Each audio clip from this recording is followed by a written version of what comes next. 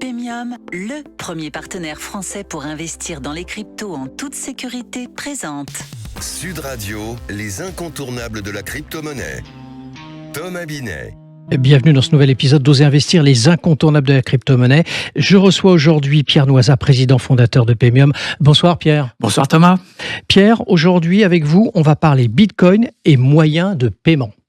Oui Thomas, car depuis son invention en 2008, Bitcoin, initialement conçu comme un système de paiement pair à pair décentralisé, s'est imposé comme la première et la plus connue des crypto-monnaies. Après l'avoir dénigré, des institutions majeures comme le gouvernement américain ou le plus grand gestionnaire de fonds du monde, BlackRock, reconnaissent le potentiel de Bitcoin en tant que réserve de valeur universelle. Concrètement, Bitcoin nous permet de payer sans avoir l'obligation de recourir à une multitude d'intermédiaires.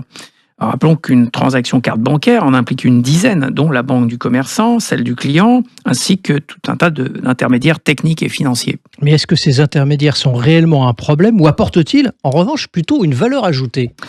Les problèmes posés par ces intermédiaires sont typiques d'un oligopole où la concurrence est limitée, voire inexistante. Sans incitation véritable à innover, les systèmes de paiement bancaire sont devenus chers et lents. D'ailleurs, comme par hasard, les virements bancaires instantanés sont apparus dès lors que les stablecoins, qui peuvent être transférés instantanément dans le monde entier, sont devenus une réalité. Mais c'est le coût des systèmes de paiement bancaire classiques qui pose problème. À l'échelle mondiale, il représente 1000 milliards par an, selon le rapport d'études annuel du Boston Consulting Group sur les paiements bancaires. Mais est-ce que ces coûts vont baisser ? Ça, c'est la vraie question. Leur croissance a ralenti, car l'émergence inéluctable des crypto-monnaies comme moyen de paiement pousse les commissions à la baisse. Mais les régulateurs de par le monde rajoutent chaque année des exigences supplémentaires sur les prestataires de paiement au prétexte de la lutte contre le blanchiment ou le financement du terrorisme. La mise en conformité avec ces régulations coûte donc de plus en plus cher. Les banques ne se privent pas de répercuter ces coûts sur leur clientèle captive du fait du monopole monétaire. Mais est-ce que Bitcoin est vraiment une alternative, Pierre ? Car certains disent quand même que Bitcoin est trop lent. Dans une transaction Bitcoin, les parties peuvent décider de ne passer que par la blockchain Bitcoin comme seul intermédiaire. C'est logique si le montant est important, car dans ces cas, les frais et les délais bancaires sont très élevés. Alors que Bitcoin permet de transférer des millions d'euros pour une commission de réseau de l'ordre de 1 euro, avec une confirmation sous 10 minutes dans la blockchain Bitcoin.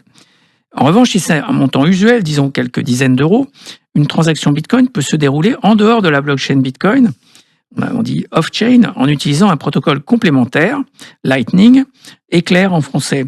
Les transactions Bitcoin via Lightning sont instantanées, confidentielles et ne nécessitent pas de minage.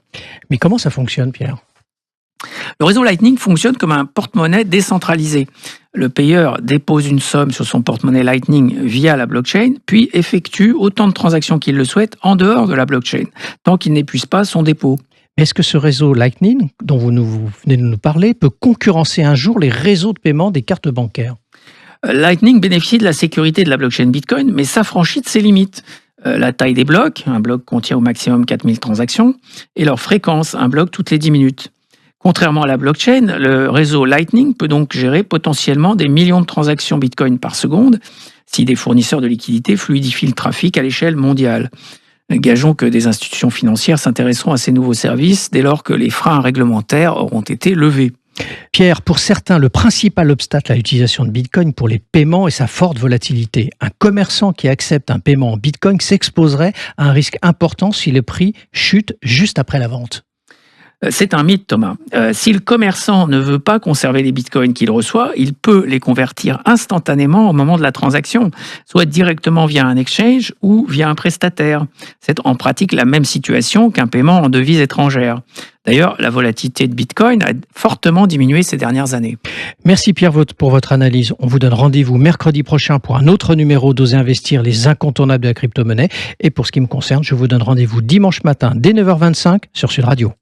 Sud Radio, les incontournables de la crypto-monnaie.